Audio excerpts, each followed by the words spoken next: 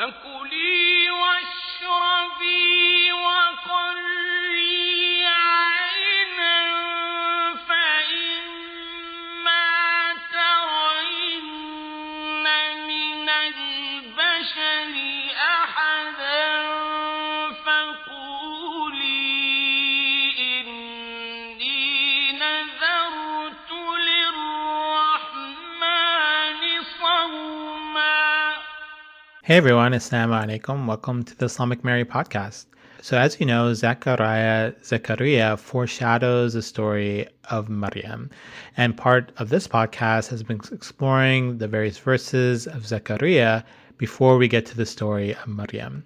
This led me to the article by Maria Barga entitled Redeeming Zechariah. In her article, Maria talks about the issues of how the Qur'an can help us better understand the biblical narrative and how his silence or his muteness should not always be seen in a negative light. Today, I sit down with Maria to talk about her article and issues of silence, suffering, and the connection between biblical and Quranic figures. Hello, everyone. I want to welcome Maria Barga to the Islamic Mary podcast. Maria, welcome. Hey, thank you for having me here. So, Maria, we got opportunity to meet at the Catholic Biblical Association, and I've been in touch with you. In particular, I've been super interested in your work on the Quran and the Bible, specifically Zakariyah. So, this is a person who, as you know, is connected to Maryam. And I'm writing a book on the Islamic Mary, and in many ways, Zakariyah foreshadows the story of Mary and Maryam in the Qur'an. So could you maybe start speaking a little bit about your spiritual biography and how you got into this work about the Quran and Bible and Christian-Muslim relations? Yeah, so I am a cradle Catholic, basically, meaning I was raised Catholic from birth, and I grew up in Georgia, which is the Bible Belt, but there's not a lot of Catholics there.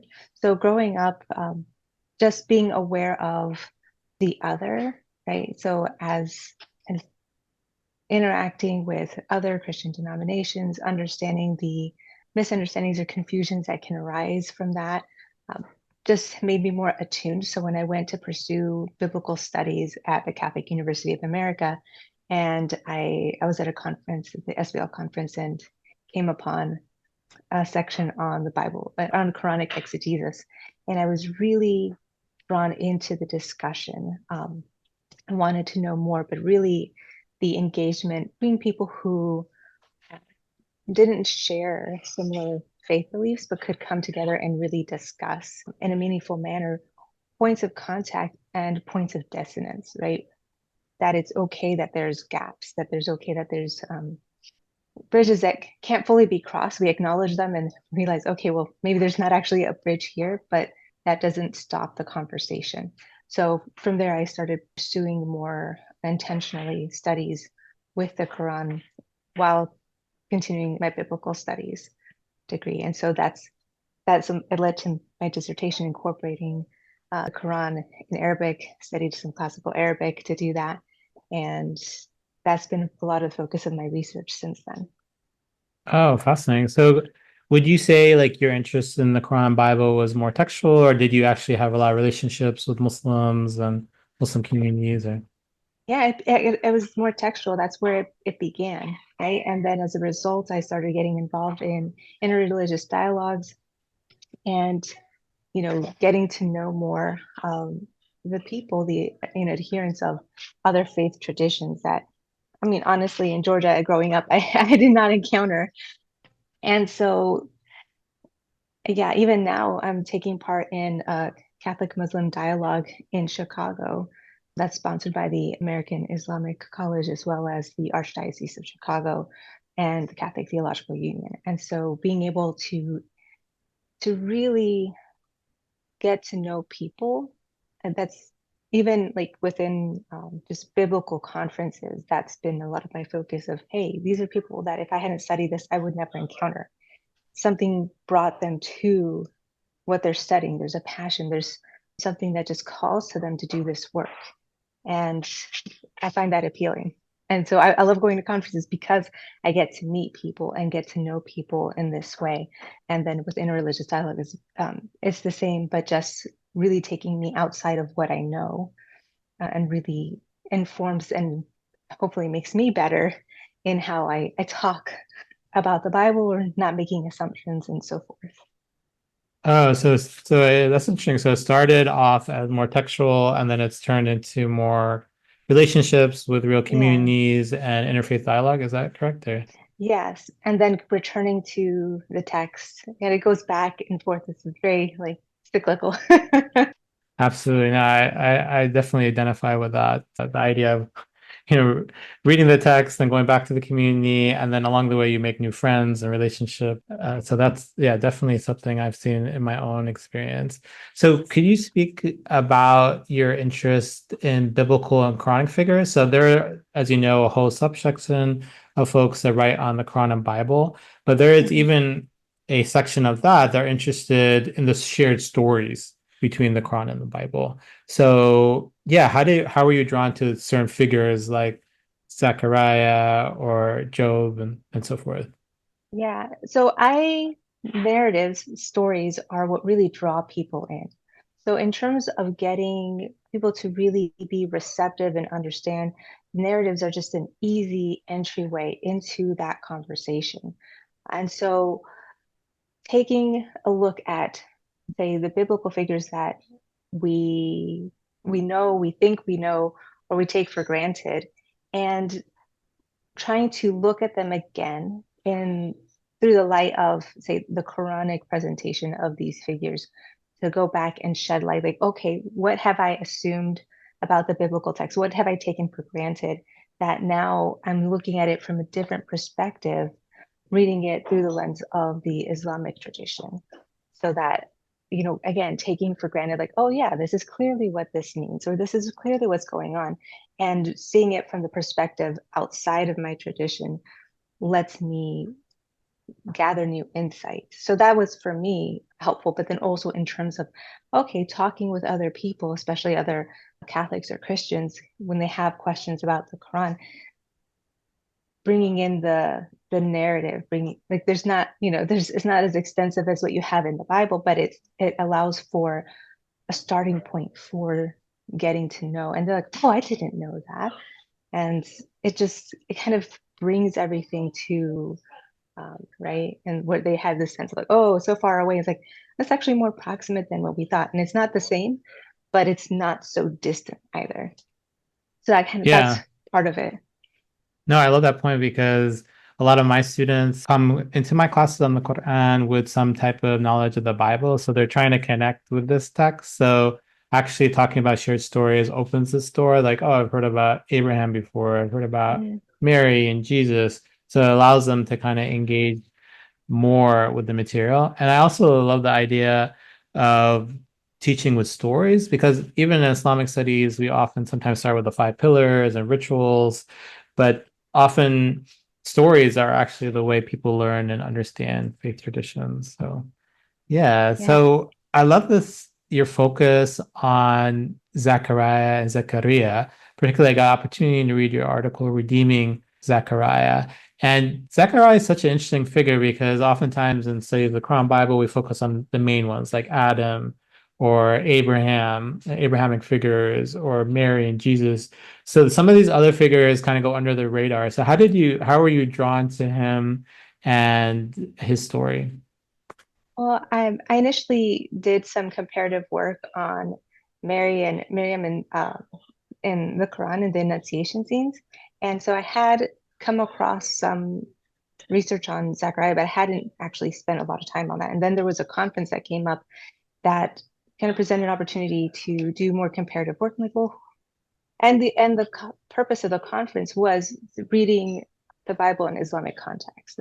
That was the title of the conference. And so I was like, okay, so how do I read the Bible in this light that might shed some light into how I'm understanding the biblical text? And Zachariah has always been kind of this figure where I've never been fully satisfied with the interpretations that I've come across, which is basically that, he received the angelic message. he questioned it and was punished for asking for a sign, right? And then you have Mary, and she in a way also questions, but it's not stated in the same way. And the response to her is positive. And so seeing Zechariah as kind of a negative to Mary's positive is what drove me to really look at Zechariah more closely, especially because I had already come across within the Quran that Zakariyya is portrayed positively, right? And so then I had that in the background. So I'm like, well, let me just delve into this and see how Zechariah is understood today for the most part, and then going to the Quranic text, seeing how Zechariah is portrayed, described, how he functions. Like a lot of what I do is looking at the text and how the figures function within the text.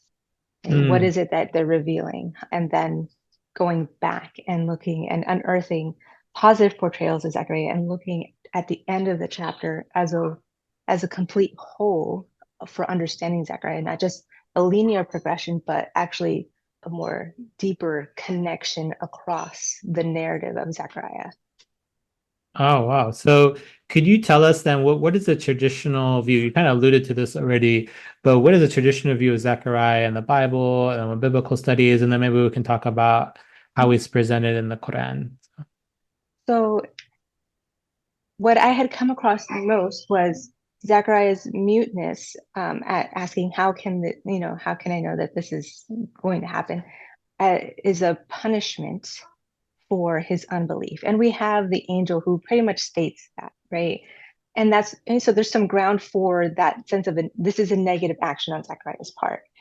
However, then there's the sense of, okay, once he writes down, after the 8th day, after John the Baptist's birth, he goes, they take him to be presented to have the circumcision.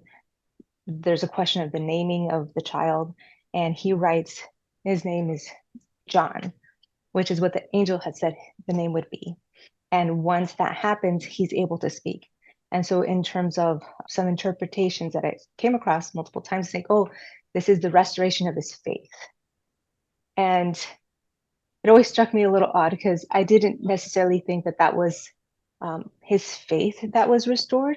Because I felt that after being mute for so long, his faith was probably where it needed to be. And especially after the birth of his son, like that, we have full confirmation that the angel's words came to be. So there was something more going on with the muteness lifting at that point. So connecting it to his action rather than his like interior state of faith. Yeah. So there's this. Yeah, please go ahead. Oh, no. And so that's one of the common interpretations is he had lack of faith, then his muteness is restored because he has faith at that moment. And then he proclaims what is known in Catholic speak as the Benedictus. And I go into that later on in my article as to what this is, like how it's used within worship. But in this Benedictus where he's praising God, this is the first thing that he does is he praises God, and then it's like big picture to small picture, talks to them about the mission of his son by the end of this passage. But really what's driving it is God's plan of salvation, and really leaning into that in language that reflects what he wasn't able to do at the beginning when he was mute, which was give the priestly blessing. Here in the Benedictus, he's using language that evokes that. So it kind of completes his role as priest, but then also his role as prophet, because he's engaging in prophetic activity. The Spirit comes upon him. So just that's, I got ahead. I get really excited about this. So that was some of the connections that I saw, but I thought, there's something more going on here. But generally the interpretation is more, he was lacking, but now, he's where he needs to be. And a lot of comparisons made to the phrasing of the question, like why Mary wasn't punished, because hers was not egocentric. She says, how will this be? As opposed to Zechariah saying, how will I know? Which seems to be more egocentric. So that's seen as like, oh, maybe that's where the negative aspect of his question led to his punishment, and having that egocentric emphasis removed in Mary's question is why she didn't get punished. So his questioning is almost seen as historically or traditionally as a sign of disbelief or unbelief, that he doesn't understand the power of God. Is that correct? Yes, that is more too focused on him, and oftentimes there's this comparison of he should have known better. He should have known how God has worked with barren couples in the past, and especially highlighting Abram and Sarah as examples of this. And so that's why he's punished, because he knows his tradition. He should have known better than to question that. And so that also, so in terms of how then this connects with like things that don't gel for me, was looking at the Greek Septuagint to look at how Abraham questions God, and when God is promising land to him and his progeny, Abraham says, "How will I know?" It's the exact phrasing of Abraham that we have in Zachariah's question. For me, then, I didn't see Zachariah's questioning as, oh, he should have known better, but rather in line with the type of questioning that we get in the Old Testament, right? So we have that type of questioning with Abraham. We have it with Gideon and Judges. He asks for signs. He asks for like same sign, like 3 different types of variations of the same sign, and God grants it each time. And like, wow, I would think that after the first one, I'm like, okay, that's it, no more. But we have also instances where the prophet Isaiah goes to the king Ahaz and in Isaiah 7 and says, request a sign. So God is asking the king to request a sign, and the king is like, oh, no, I'm not going to test God. And, and sense of false piety. And Isaiah's like, well, you know what? You're getting a sign. And this is it. And so the sense of asking for a sign within the Old Testament was not actually a negative. And so when we get to Zechariah, I was like, why then is this suddenly he should have known better, when we have so many examples in the Old Testament of precisely this being done? Yeah, I love that point as well, because as you know, in the Qur'an, there is also this divine questioning, and I have an episode actually on that. And like you said, Ibrahim, he also asks, why is this going to happen? He also asks questions about resurrection. He's also uncertain about sacrificing his child in the Qur'an. So there is this kind of theme of asking. And as you know, Mary and then Maryam in the Quran also asks, how is this possible? I'm going to have a child when no man has touched me. So that's fascinating. So you're saying this is a theme throughout the Old Testament, but somehow when we get to Zechariah, that same kind of theme isn't applied. It's seen like not as a positive thing, but it's seen as some state of And unbelief. Yeah. yeah, and I think it's because since the angel makes it clear that there's something wrong with Zechariah's answer, that then scholars will look and say, well, then it's either the way he phrased it, or there's a lack of faith, and that's clearly problematic, or the sense of he should have known better because he was well versed with scripture and should have been aware that this is how God works. And I'm not really Interesting. satisfied with all of those. Yeah. So then could you tell us then about the Quran? So one of the things interesting about your work is some scholars, either biblical scholars or Quranic scholars, but when I read your article, it seemed like you're using the Quran to make a biblical argument. So could you speak more about how the Quran represents Zechariah, Zakariyya, and then how it helps maybe understand the biblical Zechariah better? Yeah, so when I started to look at how Zechariah is presented, we have a similar description of, pious man who is, doesn't have a child, and receives this angelic message of divine intervention that's going to allow for him to have a son. And he questions it as well, and he's made mute, but he's only made mute for 3 days, and it's seen as a positive. Here's your sign. For 3 days you will be mute. And it's received. There's no sense from the angel that this is a punishment, that like Zechariah was wrong to ask the question to begin with. So already in the narrative, we have a departure from what we have in the biblical Zechariah in terms of the angel's response. Even though there's these points of similarity with the muteness, it's not for 9 months, it's for 3 days, but that there's something about the silence there and the fact that the questioning is not problematic. That then makes me take a step back and see, okay, we have this question, we have this piety, and the muteness that is a positive sign as opposed to the muteness that's a negative sign. And in looking at that, it makes me go back to the biblical text and question the muteness in itself. What is it doing? Right? Rather than just straight up punishment, like, is there another function to this muteness that maybe I haven't seen, haven't paid attention to, not focused so much on, but that comes from looking at the Quranic text and really seeing this is an interesting point of departure. There's something here that I think is worth exploring. Oh, interesting. So you're saying that using the Quran as almost a hermeneutical tool, that the Quran in some ways preserves some of the biblical heritage or how the story was maybe historically understood, and then going back to this text to kind of uncover something that may be unsaid or misunderstood. Is that right? Or Yes, and something like that. Yes. And also where you have points of contact that are similar, like especially with the figures, like Zachariah or Ayub and Job, what often can happen in just kind of a superficial read of by Christians or Catholics is, oh, look, this is the same. And, there he is, he gets an initiation, he's also made mute. There's a few minor differences, but, this is something we can talk about as being similar.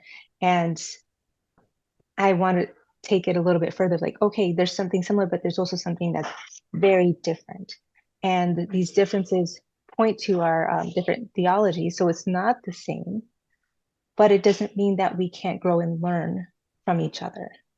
And so in terms of that lens, seeing then this reception of Zakariyya and the positive view of muteness, looking back and saying, okay, I've not been satisfied with the explanations for why questioning was wrong in the biblical account.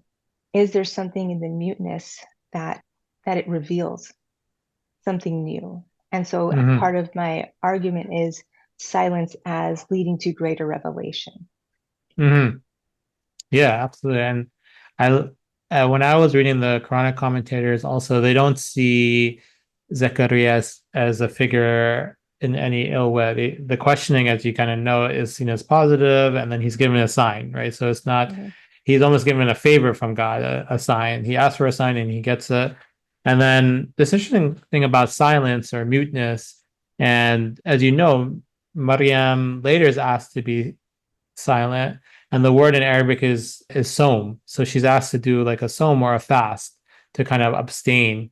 So som in Arabic, as you know, is like a positive thing. It's not like a negative thing. She's not told to be mute. So even the translation, I think it's interesting what words we is this kind of silence, abstaining, is it muteness?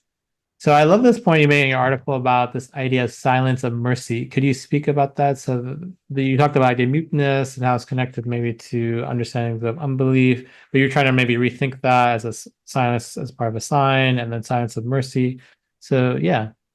Yeah. So in the context in which both Zechariah and Zakariyya occur, there's the connection to God's mercy, either as part of the context of the surah, the emphasis in Surah Maryam, that need for mercy comes up repeatedly, and in the biblical account, we have an intervention with the coming of John the Baptist, and then with Jesus. It's this mercy of God that is being emphasized in the portrayals and in the speeches. You have Mary's Magnificat that comes in this first chapter of Luke as well. And the first chapter of the Gospel of Luke is this Benedictus, this proclamation from Zechariah that again speaks to God's mercy in bringing light to the people. The speech that we have with Zechariah when he's restored, pointing towards the mercy of God. So the silence kind of paves the way for this kind of climactic moment when his tongue is loosened, and the first words that come out are this praise of God and faith in the mercy, and then talking about how this is going to be ushered in through his son John the Baptist, who's going to pave the way for the Messiah that's coming in Jesus, right? So then that's where, seeing that you have the context of mercy within the Quran when Zechariah appears, and his silencing is in a way then connected with this merciful act of, this is the sign so that you know that what's coming is true, and reinforces then, or affirms, God's continued mercy towards his people, right? And that also is present within the Lucan account. So you're saying the silence plays a function in the narrative, like Yeah. Yeah, it's kind of paving the way or setting up the actual speech.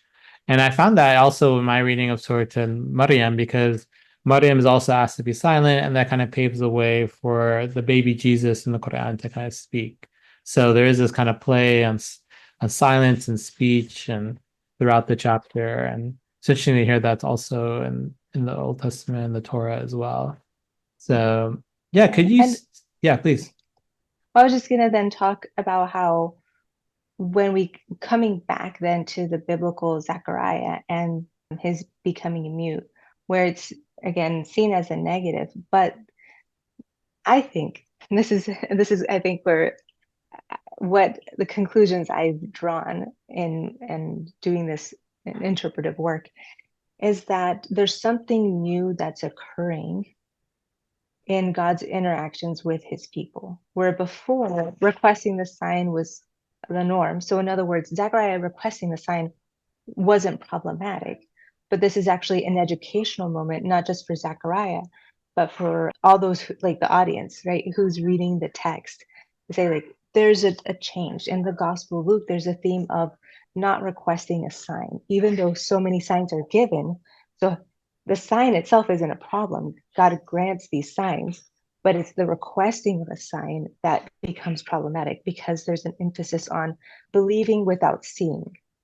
And then God gives these signs, and you have to be attuned to those signs and receive them when they come, but you don't ask for them. So what I was proposing in this article is that the angels actually, he gives a sign that is requested, but then it also becomes a learning moment in how to respond to God, and in being open to God's response to our prayers, right? That this is, it might not be what we expect, but being open to it, rather than the sense of like requesting proof. Like we need to shift, we need to grow in our relationship so that we're moving more towards this like another level of faith, so to speak. So you're saying kind of the biblical or even the Quranic text is trying to teach a lesson that the believer should be more attuned to the signs of God and how it, or how yeah, or it? that if there's not a sign, it's okay. Yeah. That the authority comes from the messenger, not from the sign. So you have the angel that has appeared, and you would think that that would be a sufficient sign that there's something going on here, and not asking for more than what's given. So it might seem harsh, because the angel tells Zachariah, like, okay, because like you felt like you did something wrong here. It's like, how would he have known? Well, how does he know? Well, this is how he's taught. This is a moment of learning. How else is he going to learn that there's a new way of communicating with God, of really engaging in this relationship that's new?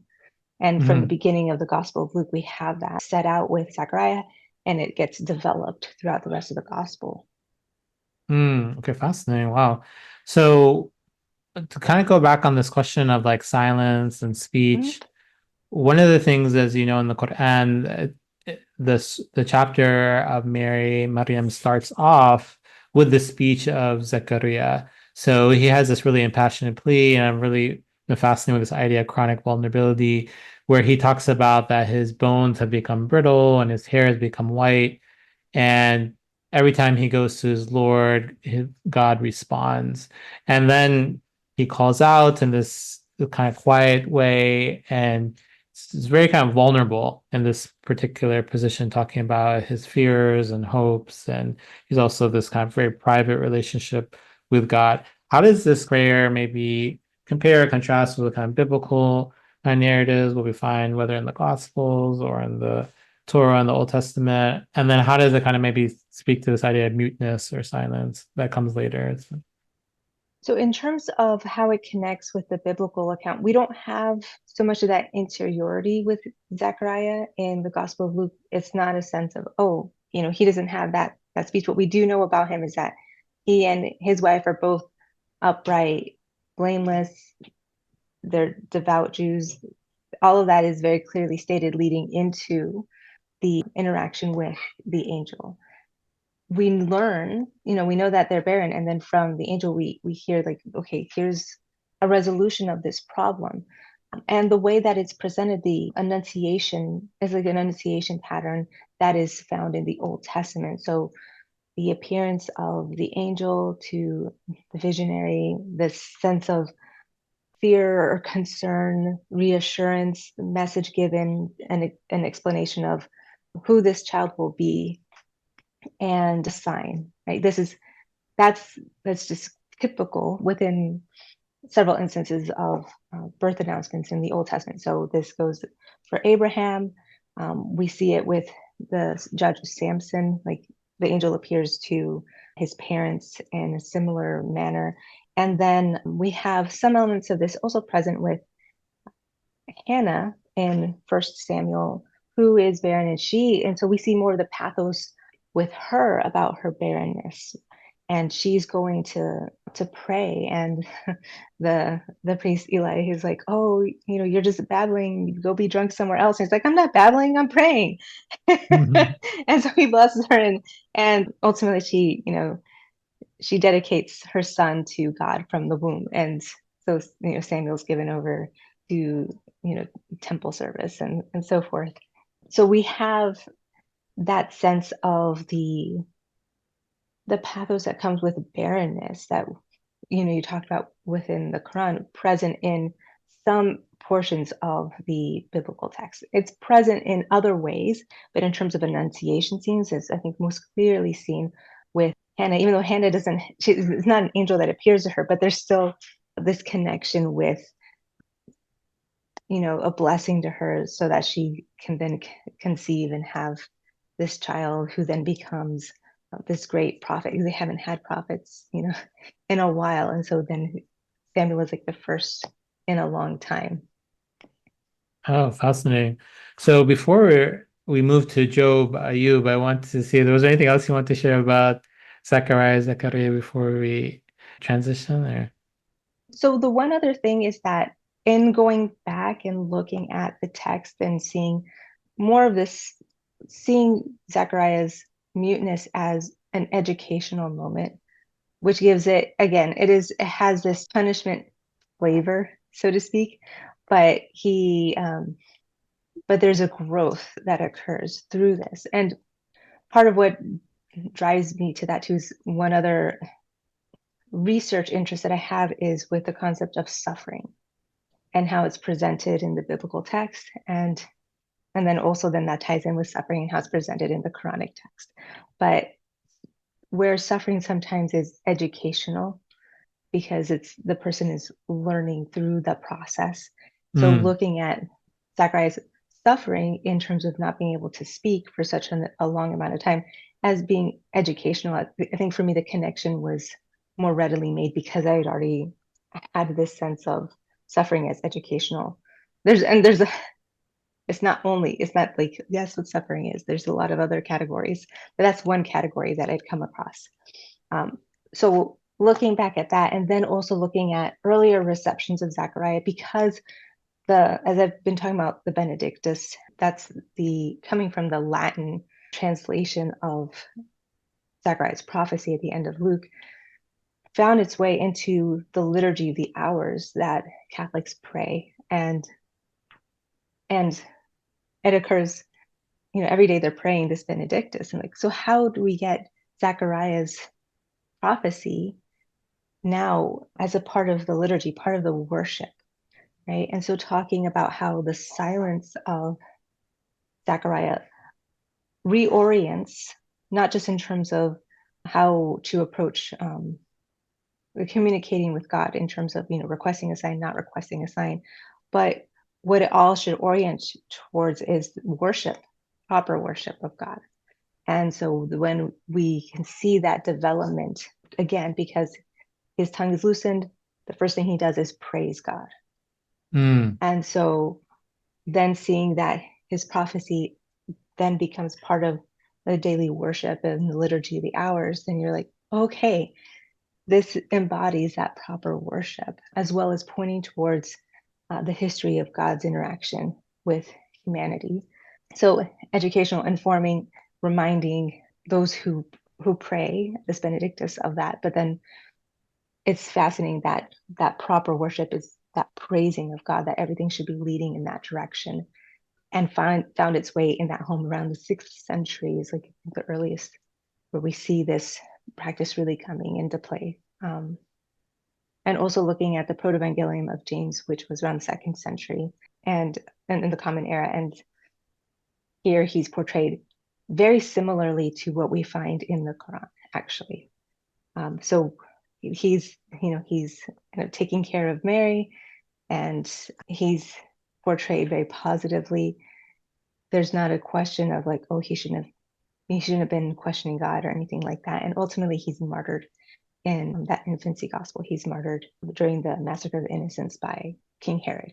So just seeing the early tradition of the church that had maybe more of the positive interpretation of Zechariah that got lost along the way. It didn't become the main line of interpretation that I'd come across or was familiar with. So anyways, that was all that kind of brought me back then to like, okay, well, there is a tradition within Christianity that has him portrayed positively, and also the fact that he's made it into liturgical practice, right? And I'm like, okay. That's interesting. So on this point about suffering, and that kind of connects with Job or Ayub. So he's seen in the Bible and Quran as someone who suffers, but there seems to be some lessons in the Quranic tradition, Islamic traditions, the idea of sabr Ayub or the patience of Ayub, and they are connected in certain chapters in the Quran. The chapter of prophets, you see Zechariah and Job have mentioned in similar circumstances. So yeah, maybe briefly you could speak about this connection, because normally people wouldn't make that connection. I think they would see Zechariah with Mary and then maybe see Job in another light. So yeah, well, could you speak a little bit there? Yeah, and I think that there's the connection in different ways in the biblical text and the Quranic text. In the Quranic text, I think the point of connection definitely has to deal with God's mercy, right? We don't have as much in terms of narrative on Ayub as we have, say, with Zechariah. Zechariah has more narrative, which is when comparing the figures, comparing like the narrative stories is the easiest part to do. And so with Ayub, you have definitely this sense of the suffering, God's ultimate mercy in alleviating the suffering. How does Ayub respond to it? But it's not as extensive as in the biblical text, because in the Bible you have an entire book, like 42 chapters on Job, and the majority of it is his complaining. But we have here then, in terms of the similarity with Zechariah in the Gospel of Luke, where there's a questioning.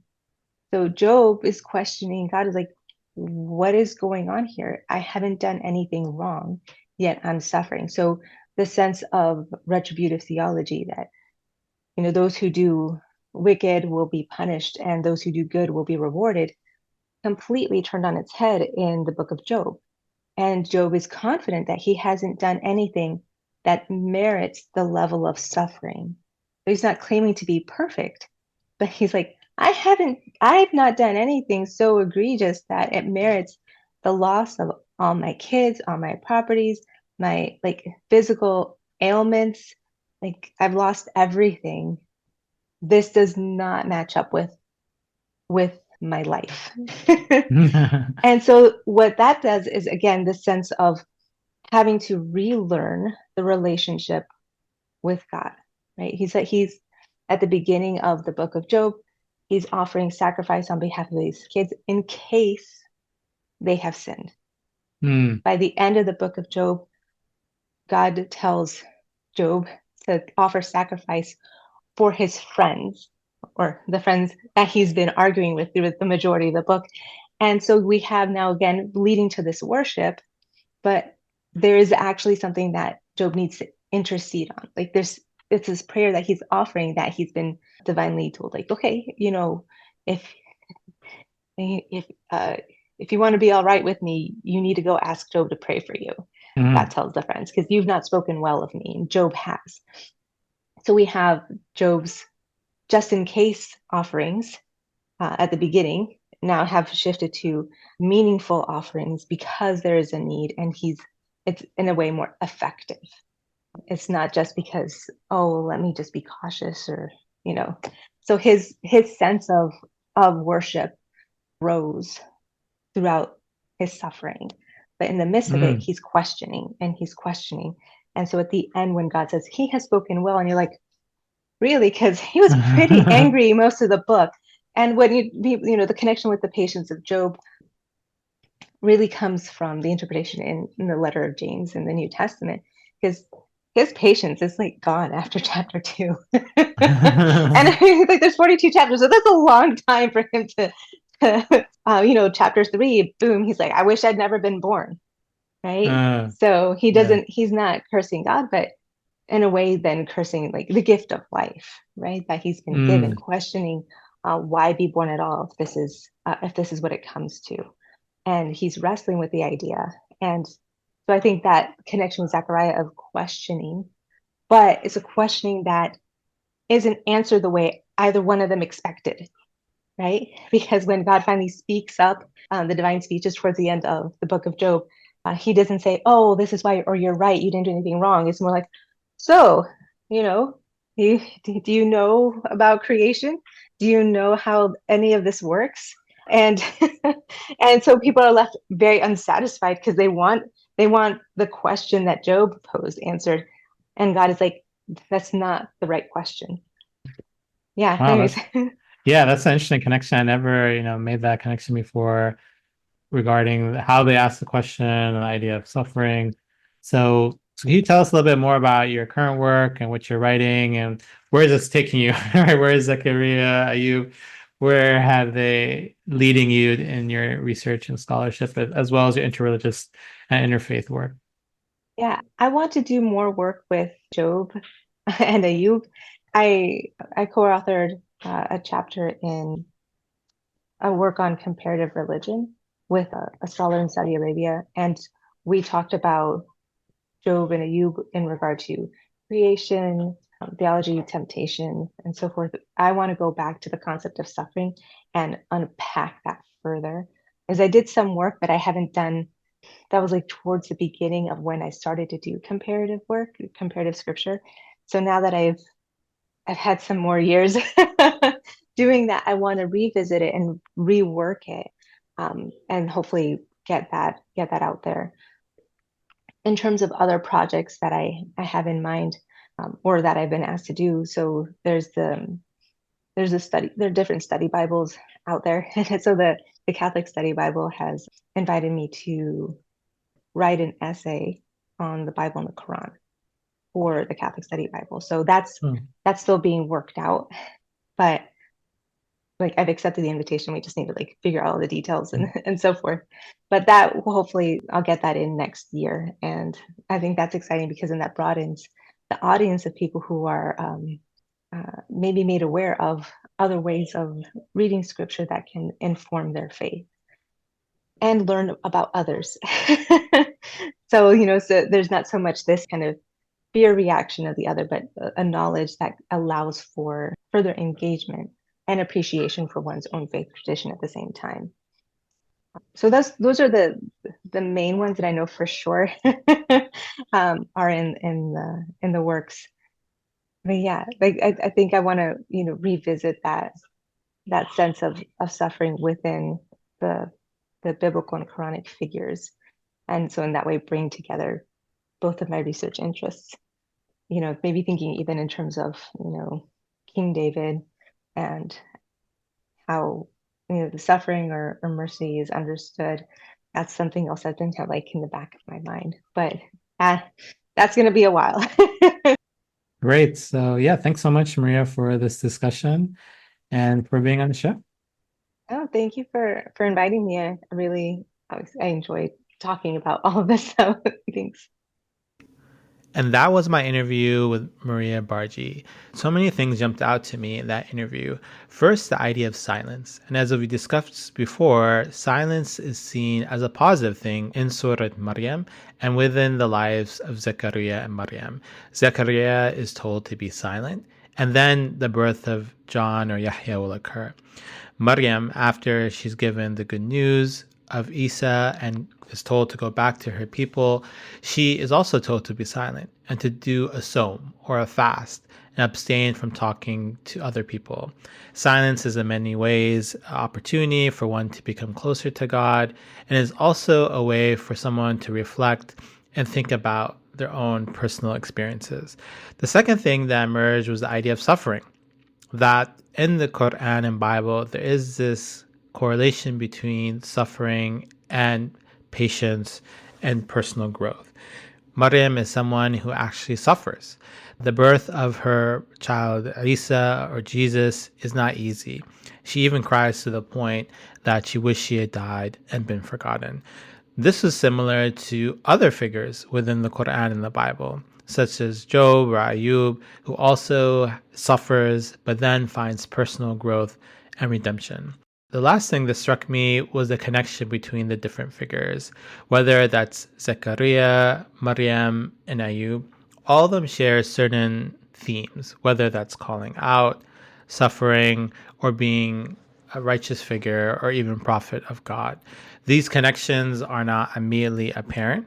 And through the study of the Quran and Bible, we can see how these figures and the themes they represent interconnect and relate. Thank you once again for listening to the Islamic Merit podcast.